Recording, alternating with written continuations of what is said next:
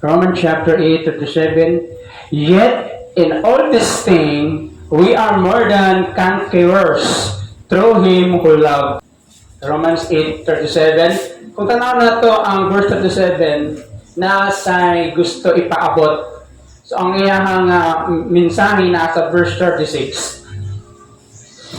And it is written, as it is written, for your sake we are killed all day long. We are accounted as sheep for the slaughter.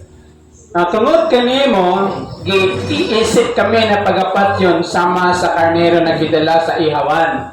Now, for your sake, it's all about sa imuhang pagatusuhanon na kung tanaw na to ang and back 2,000 years ago, ang persecution, ang mga paglutos, ang kamatayon, tungod silang pagtuo. But even niadtong mga situation na ilang pagagihan, ingon ni Paul sa mga taga-Roma, although si Paul dili nagsulat sa taga-Roma, one of the ang mga nakabig dito is part in Acts in chapter 4 after sa Pentecost na nahitabo. So, nag-preach si Peter, then nagkailanap ang ebanghelyo sa taga-Roma. But in verse 37, yet in all this thing, yet in all this thing, unsa man imong gagian for the sake of Christ, unsa man imong sitwasyon for the sake of Christ, for the sake as a Christian, you are also ginatawag na mandadaog. Kumusta imong kinabuhi karon? Are you a conquerors or are you a defeated? Our message today, the conquerors. Asa ka diha? Kumusta imong kinabuhi? Matapos ka nato na atay mga battle. So, dili ka pwede mahimong conquerors kung wala kay battle na ginaatubang o wala kay battle na gidaog. Amen? Kung nato? Duwa lang ang pwede mahitabo sa battle, either you are a triumphant or you are a defeated. Pero pag Kristohanon ka, wala yung defeated na Kristohanon na naman. Jesus is our leading conqueror. Siya ang nag-lead. Siya ang already nagibuntog na tanan natong mga battle at the cross of Calvary. So, himo na to, ato ang i-absorb, ato ang dawaton kung unsa man ang the finished work of Christ at the Calvary. To be a conquerors, we need how to be a conquerors. Kung saan ba nato na makapadayon ta? Kung saan ba nato na taliwala sa atong financial na situation, napakaibalatian, napaka-emotional problem, mga intellectual problems. So, the only way is to know how to be a conquerors. Sa old times, makita nato, dinay na weapon, inanglan nila og mga hinagiban, the sword, the breastplate, kita nga to na mga unsa pa na klase na mga weapon na ginagamit nila, then ang ilang strategy. Bisan pa na kay weapon without strategy at that time and panahon sa mga sa panahon ni Paul, dili ka pwede mahimong mandadaog. Pero salamat that Jesus prepared everything na atong gikinahanglan. Ang atong himo lang according sa 2 Corinthians chapter 12 verse 9, ingon niya, my grace is sufficient. Enough ang grasya sa Ginoo ang ato alam how to apply the grace of God in every situation. Now, Luke 18 verse 1. Men ought always to pray and not to faint. Ang mga kalalakihan, ginapa na is generalize, is a Christian na kinahanglan daw pirmi mag-ampo o dili magpaluya-luya. Kanang wala kay gana mo kaon, then naara kasi mong kwarto. Bising unsa kalami ang giantom sa lamisa, bising litson pa na spaghetti gidamos bulad diha. Pero layo ka sa lamisa, titub ka makahungit. Gawas na lang na yung hatod. Murad ko mga espesyal. Nay, kuya, ate, kaon na o nga. Pero pag layo sa imo ang food, layo sa imo ang gitawag nato na lamisa, baho na lang sa pagkaon ng giandam. Pero walay makatabang sa imo ha katong giandam nila kung dili nimo kaonan. This same sa ato ang kinabuhi. May mga time na di taganan mo kay istorya, no? Gusto nato na mag-isolate lang ta. Gusto nato keep silent lang ta. No comment. Walay gusto mutandog sa imo ha. So, ikaw na usa ang nagapas at sa mga problema. So, matag usa ka nato, kinahanglan nato o gitawag to na outlet. Pahungawan ba? But this year, kato imong gisultihan, masaligan po. How to be a conquerors? Number 1, prevail and prayer to God. Sa panahon na nayo sa ka-writer, ingon niya, in the time na wala kay gana mag-ampo, dapat kang mag-ampo. In the time na wala kay gana mo kaon, dapat kang mo kaon. Basta wala panglasa, protesting hungit. Istorya gamay, tingala man ko baho di mahora. The same sa prayer. May mga time good, honest. May mga panahon na dili ta ganahan mag-ampo. Napadiri ang permi ganahan? Oh. Amen? Ganahan ba permi mag-ampo? May mga time good na di ta gusto makikistorya. Imong mga partner, imong anak, wala sa kabalo na unsa na ka, wala sa kabalo na nalay ka sa ospital, wala sa kabalo na dasmagan na kagkariton diha. Kay ang imong anak, kaya ko ni. There's nothing wrong with that. Kinahanglan nato na naatay maistoryahan. To be a conquerors, we need someone to tell our battles, di ba? Kung sundalo ka, sa ilang nga panahon na ilang kuan na ilang way sa gira na sila yung mga kanang mga kabayo, ang ilahang mga messenger. Pag nila kulang kami sa pagkaon, kulang kami sa mga sundalo, katong messenger budagan to dal ka at sa ilahang kampo. Sa to panahon ka high-tech naman, naanay mga cellphone, naanay mga gadget, mga special radio. Kung naa sila sa gera, ang mga men in uniform, sa katawag lang, how about ma-shut down ang battery? How about kung sa panahon ka na ito, katong mga messenger, ipang-ambush. So, wala yung nakapalo sa ilang sitwasyon. The same sa imong sitwasyon. Mingon ka, God knows everything. Yes, God knows everything. Pero naatay relation between son, daughters, and father. Hello. Sa mga bata na yung nakagagmay, imo na tanawon ang iyang reaction. Kabalo na, mahilak na sa either gutom o basa ba, whatever diya. Kita na mga dagko naman, mulakilak ko ta para makabalo sa silingan na sa katiha. May bugas sa balay. Oh. This is sa pag-serve kagin sa Ginoo, to be a conquerors, we need to prevail and prayer to God. Kaysa ang nahilahanin niyo sa Old Testament, na bisa pag-ipislit ang iyahang tiil, di niya buwian yun. No? Remember sa Genesis in chapter 32 kay Jacob, di ba? Na buwiin na to ayaw unless you bless me. Sa mga tao na mga kasuhanon na dili mo undang hantud dili madawat ang ilang ihangyo sa Ginoo, those people makonsider nato na mga conquerors. Amen? Unsa pa ang word na prevail? Prevail, it means triumphant, to be or become effective, persist according sa Webster Dictionary.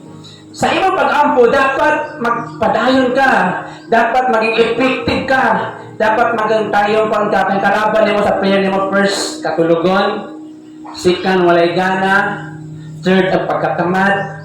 So, nag-aabot ka sa ito we need to overcome in order na makaabot sa Ginoo ang ato ang mga requests. Amen?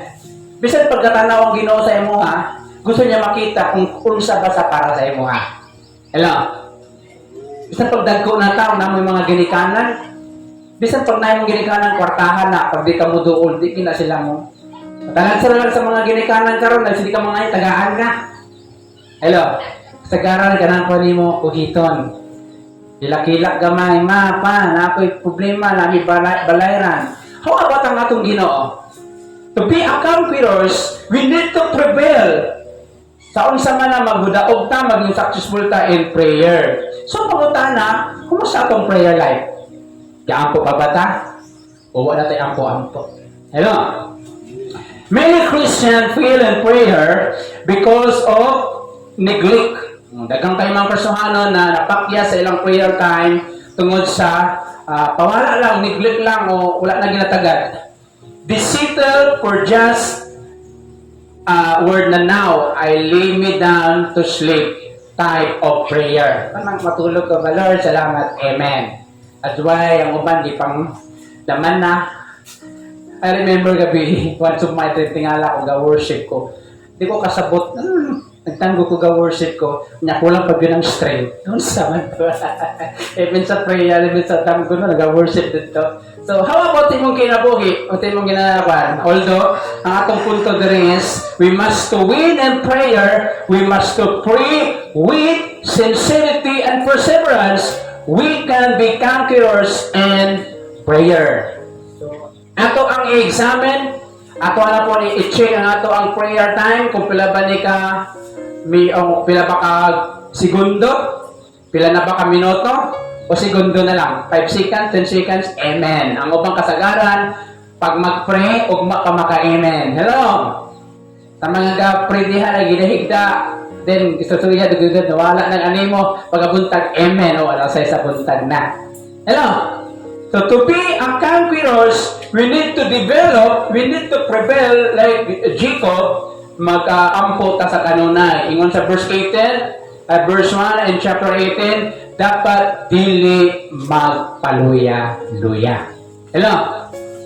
Kung maghilam-hilam na tawa, di mo tabang sa tuwa. Amen? Labi na kung mag-asikaso ka sa inyong mga peepers, labi na naakay kanang tuyo sa pag-ibig o is PhilHealth, maghilam-hilam na ka sa gilid. Wala di mo.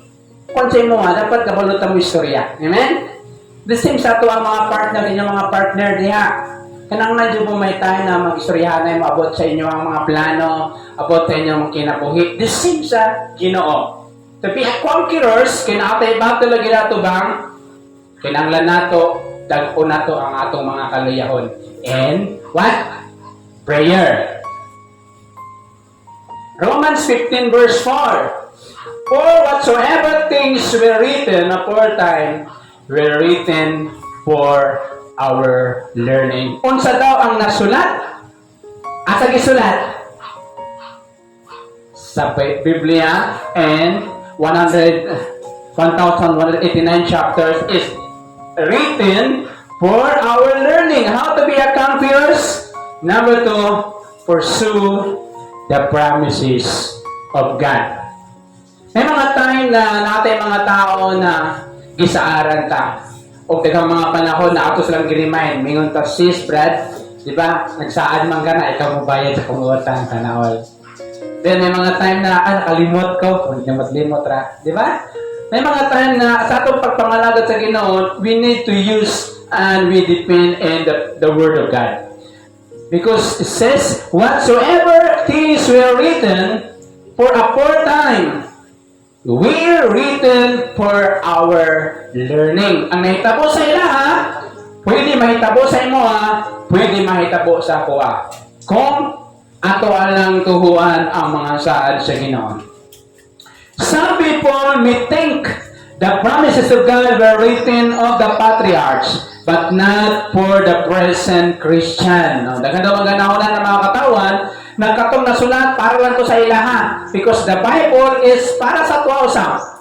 God's Word teaches they were written for our learning. So, klaro kayo ang Romans 15 verse 4. Di ba? For whatsoever things were written aforetime were written for our learning. Hello? Ang mga nahitabo kaniya ito mahitabo karon. We are living in the same earth. Hello? Are you there? If we are people like Abraham, if we are people like David, if we are kanang isugon sama ni Shadrach, Meshach, and Abednego and Daniel, ang paano sila gi-save sa Ginoo, paano sila gi-promote sa Ginoo, the same mahitabo sa imo haok sa kuha. Hello? Even kay Job, di ba? They are waiting for learning. Kung tanan na ito ang kinabuhi ni Job, unsa kalisod, unsa kasakit ay ang situation, although na sa tuktok sa iyahang pag-success sa iyang panginabuyan, so ang yawa kay di gusto malipayon si Job, gitandog tanan, giwala, iyang mga anak, na mga matay, nawala tanan. Salita po kay Job, nag-stay sa humble, stay in faith in God, then Romans 15 verse 4, katong nasulat to sa para ipahibalo sa tuwa, kung giyon sa pag-restore sa Ginoo ang tanan nawala kay Job, mausap mahitabo sa imo. Pero na condition. dapat magkinabuhi sama kay Job. Na even they are trials, though mo give up na ka, mga tao sa palibot mo, mo tabang sa mo pusay mo, ayaw na pagsimba. Oy, di ba, asawa ni Job? Ingon niya, wait, ayaw pagpabilin sa imo ang integridad. Paghikom. Tuguon pa yung bana. Ingon ni Job, kung buang manuro ka. Hello. Di ang minute tayo mo kinabuhi na mga kahila ni mo na wala nang serve kay Lord, katawaan ka, like kay Job. Pero ang gihimo ni Job, blessed be the name of the Lord. Yang gi-praise ang Diyos, yang gipidahig ang Ginoo, then nanitabo kay Job, gi-restore. Mas gwapa pa sa mga nawala sa iya. The same ang mahitabo sa imo ha, if we pursue the promises of God. Ang pangutana ba, kung saan ito pag-pursue, pagbukod, pag-claim, kung wala tayo gigunitan na testament na gikan sa Diyos. Ayan. Kung wala ka gigunitan, wala ka gitindugan, nga pulong sa Ginoo, saan mo pag-claim? Ayan. Kano makadaog ka pan, o sample sa kisisi, kinaamay premyo, kung mabutog libo na imohang gipalit, di ba na sila ginahatag na pan? So kung mag-claim niyo mo na, kung nakaka-resibo, you cannot claim any prices in kisisi without the receipt, di ba? Tama ba? How can you claim the promise of God? Wala man kay gipa atupang sa Ginoo, Lord, this is your promise. This is your word for me. That's why mga igsoon, kung sa kapitpol ang Diyos kaniadto, maupo na sa kapitpol sa imong panahon karon. Let us seek out the promises which speak kanang sipo para magkatuwa na nagyana og na-experience na to. In our area of need, read them, claim them as our own, and recall them often. We can be a conqueror through God's Word. Matod pa, kinanglando ka mo tindog o pulong sa Ginoo na sibo para sa imuha. May mga bersikulo na para sa iya, na po na bersikulo na para po sa ilaha.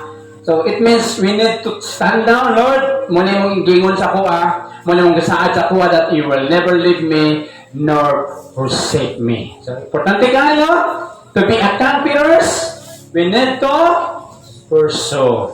I-claim, gunitan, tintugan ang mga saad sa Diyos. Next, James in chapter 4 verse 8, draw nigh to God, and He will draw nigh to you.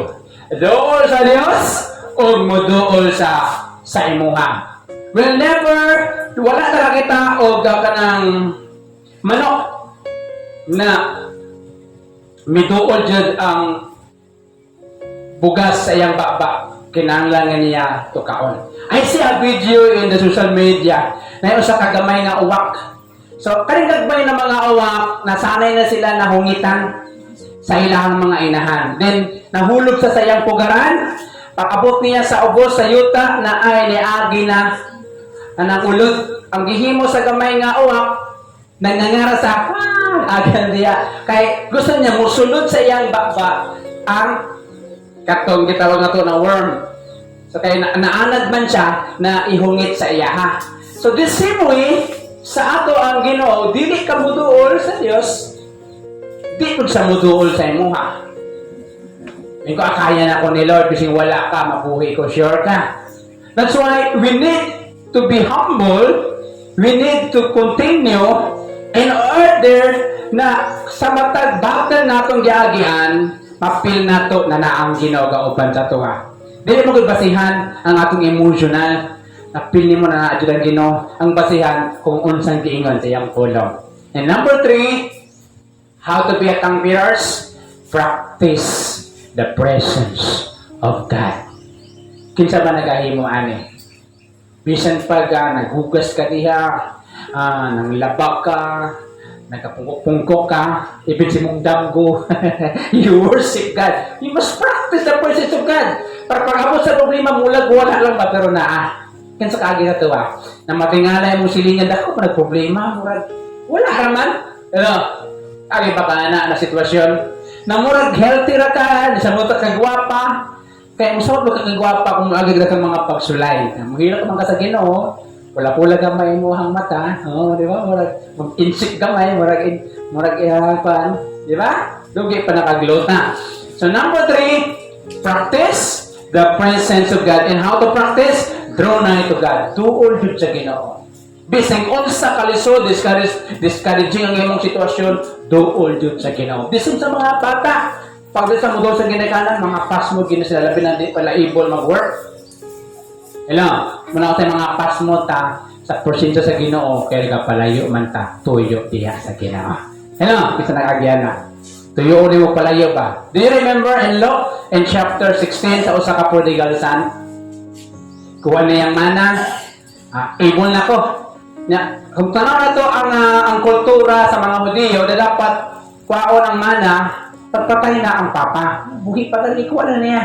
Dahil ihurot niya din, pag after na, wala na sa sayang papa, nahurot na tanan, bisag mo rin pagkaon sa baboy, nangandoy mabusog. Pero in the moment nagpaubos siya, iduol niya sa iyang papa, gidawad sa musad na siya. Kay ingon sa Bible, ang muduol kaniya in John in chapter 6:37, dili niya pagkasikwa yun. What are you waiting for? Gusto ka maging victorious? Practice the presence of God. Draw near to God comes through recognition and awareness of God's presence as being with us at all time. He promised He will never leave us nor forsake us. So, ang gitawag nato na pag-draw near, ang pag-practice is sa presensya sa Ginoo is to recognize. Kanang kilalahon nimo na unsa man ang imong situation na gauban ng Ginoo. Mo na sa recognition and the awareness of God's presence. We practice God's presence when we pray, read God's word, and worship Him in spirit and in truth. We also practice the presence of God while participation in His work. Doing God's work shows us to draw us to closer to Him. So how to practice? Daghang mga pamaagi. Una, recognize the awareness of presence of God by reading the Bible, worship, and pinaagi po sa imo ang enough time para sa Ginoo, para pinaagi ni Ana, gawas po ni Ana, kailangan nato mag-participate, magpagamit sa bulaton sa Ginoo, then we are draw closer sa Dios. Hello. Kanang pila nimo na layo na ka sa Ginoo, it means i-check nimo kung naaba ka, napapay% sa ang Ginoo sa imong kinabuhi. Try na kayo ka, bising ka simba ka, pero try ka kay, wala kay personal devotion, wala kay personal prayer, wala kay personal meditation sa pulong sa Ginoo. Hello, mo naara ka sa pamilya ba? Na part ka sa puro dili mo close. Hello. Nabay na sa nagyan sa pamilya. Isara mo kabalay po dili mo close. Na naman kay wala mo time na magistoryahay. Wala mo time na mag-share sa inyong mga idea. And finally, but not the least, Psalm 146 verse 2, while I live, I will praise the Lord. Samtang na ako'y kinabuhi, ako magadaig sa Diyos. And finally, how to be a conquerors? Proclaim the praise of God. It involves your lips. It involves your habits in speaking. It involves kung unsa ba ang ato ang mga bukang bibig. It involves kung unsa ba ang ato ang ginabuhian ng mga istorya sa atubangan sa mga tao. Is that praising to God or is more in negative? Hello? Proclaim the praises of God. Some Christians fail to live victoriously because they do not praise the Lord enough. The psalmist said, I will sing praises unto my God while I have any being. We can be conquerors by proclaiming the praises of God as psalmist did. So mahimot ang mandadaog kung ang atong atong bantayan. Dili malikayan na moagi ta discouragement, pero bantayan po nato na atong ginalitok di ay against sa ato ang pagkakristohano na di ay. It's better to keep silent kung kabalo ka na imong isulti, dili makahimaya sa Ginoo. May mga time mo magreklamo ta, full tag complain. So how to be a victorious? proclaim, pahayag ang pagdayeg sa Dios. The conquerors. Kumusta imong kinabuhi ka? Sa upat na atong i-mention dito, out of 4, unsa kaha ang imuhang i-apply dito? Imong prayer life, naapabay promise of God, napabay presence of God, o napabay presence of God? Upat kapi. Prayer, promise, presence, and presence. Diyan na ko sa pagtindog ang tanan. Always remember Romans 8:37. We are more than conquerors. Murag tanaw ni mo timong kinabuhi, murag gamay na lang jud nang ka Lord.